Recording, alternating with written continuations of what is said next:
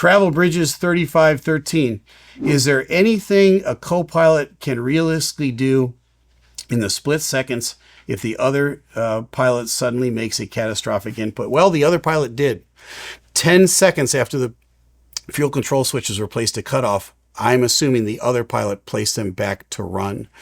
That's a lot of presence of mind to work through denial, what happened, what controlling your airplane, and then reaching and doing something that you wouldn't normally do.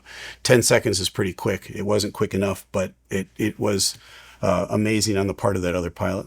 Mukundan P writes, most importantly, why does the computer allow the actions like cutting off the fuel at such a low altitude during a critical phase of flight? Well, because I may have to cut off fuel to an engine as I'm landing.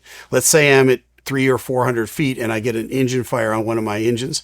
I'm going to want to go ahead and do my procedure and cut that off before I land. So that's why it is. It's never intended to do it on climb out. And again, this is a tragedy, all right? Frank M. 5815 writes, why can't the fuel switches be designed to require 2 people to activate? This seems like a serious design flaw, which makes the plane very vulnerable to sabotage by a single pilot. You know what? That's a great insight. You know, maybe there is a design that they can come up with where both pilots have to be part of that process. I would be all for that.